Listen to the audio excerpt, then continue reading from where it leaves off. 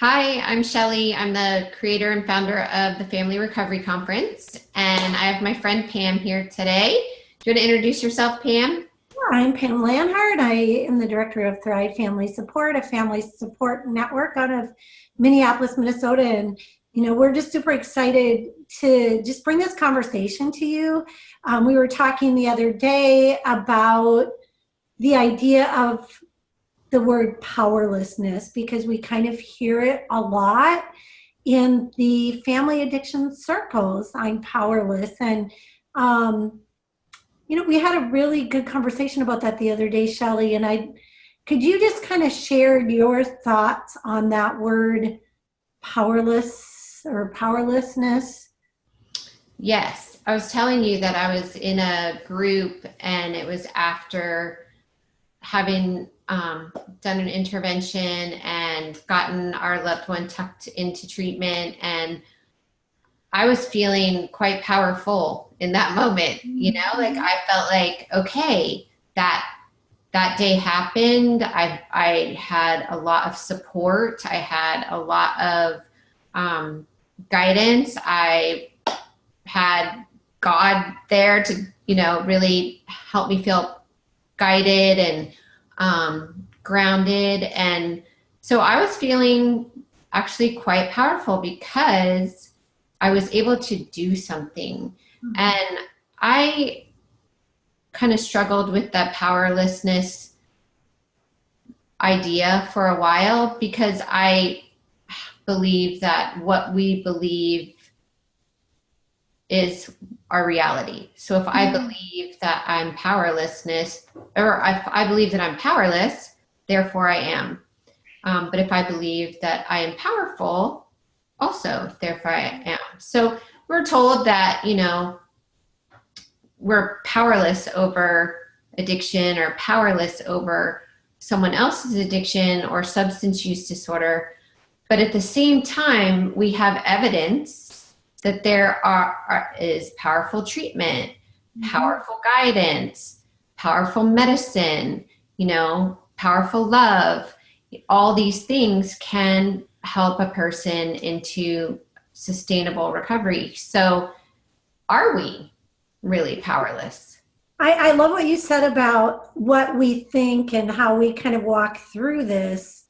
You know, I remember when I um, first hearing about my son's addiction and going into a support group and hearing stories about people that had been using for 10 or 15 or 20 years and hearing someone say they were powerless and it scared the heck out of me. And I thought, I don't want to believe this. Like, I am not going to live in that place of powerlessness or feeling like my son was going to be in this addiction forever. So, I really started switching my thinking into I'm going to view him sober. Like, I'm going to call that out.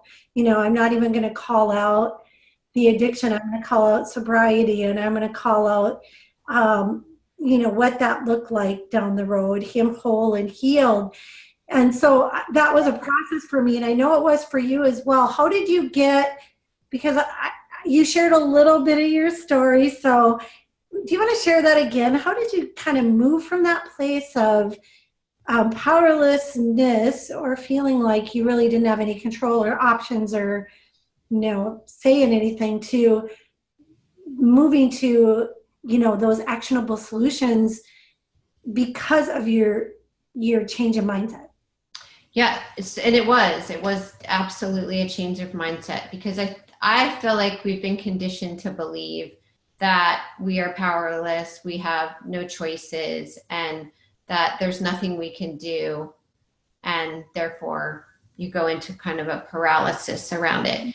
And in my family, we had alcoholism in our family, and in our family it was ignored. So you didn't really do anything, and as a child, therein lies your powerlessness because you don't even know how to address it, or if it's what's happening everywhere. It's just your reality is this thing.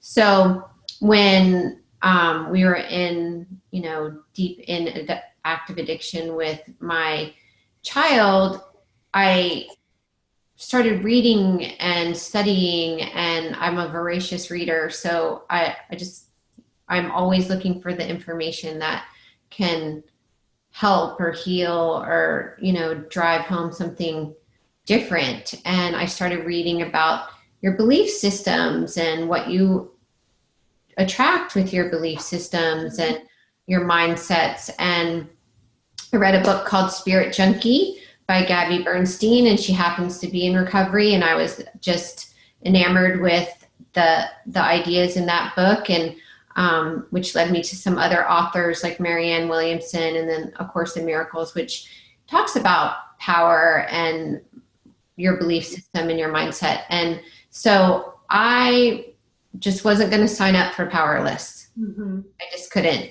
And I felt like if I signed up for Powerless, then we all were going to be powerless. Mm. So if I believed we were powerful to affect change, we could. So the power of love, the power of our words, the power of, our belief that people can heal and that we all have that innate ability to heal ourselves, and that by using powerful language, using powerful treatment, powerful words, powerful medicines, that, people get well and we could get well. So well, I love what you said. We can get well. And because we know that it starts with us, that our family's not going to get well. I think there's a perception that the person in the addiction has to get well and then it'll magically heal the whole family. Yeah. And so I realized this through my own spiritual seeking, that my power was in how I walked through this and my attitude and my thought process.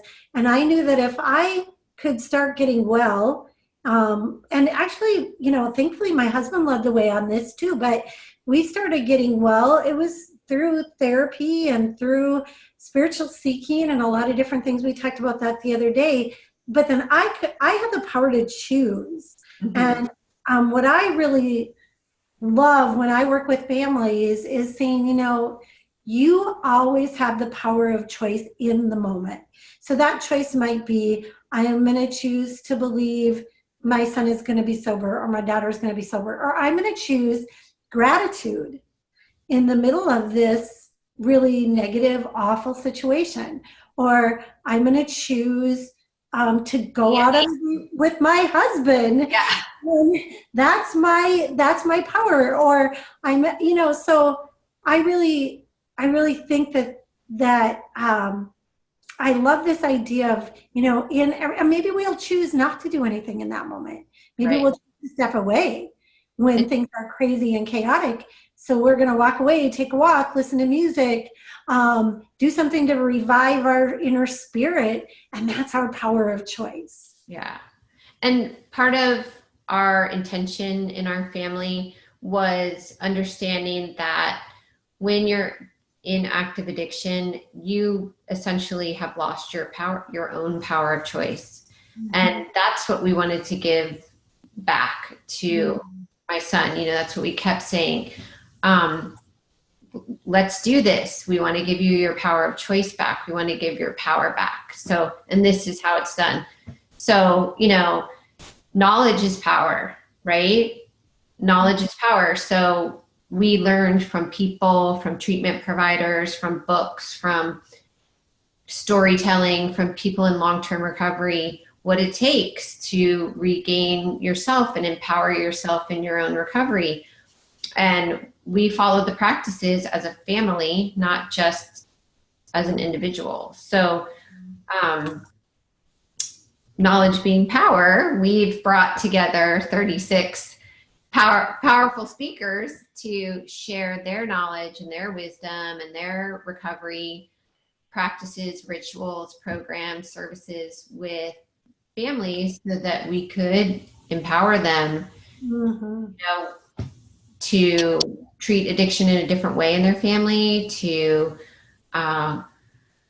nourish them and empower well-being for the whole family. And then just putting those resources in the hands as well, because sometimes we don't know what we don't know, or but having 36 speakers where when you finish this conference, you'll have a list of all of those resources.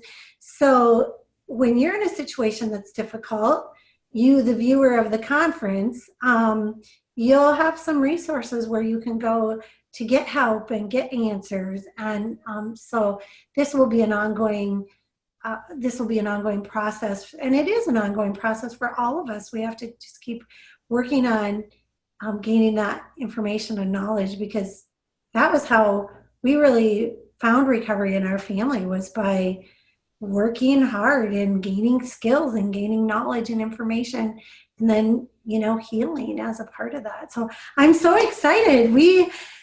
Just remind us again how the registration is going to work and what that looks like.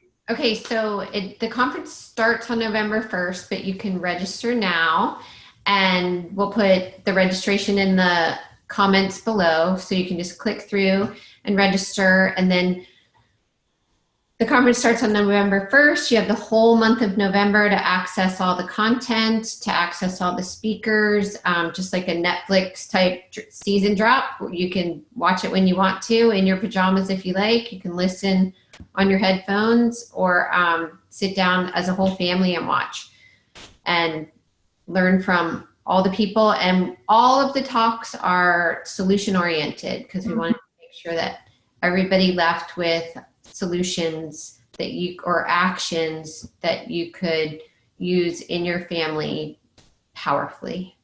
Awesome. Well, I'm excited, Shelly. I'm excited too. Yep.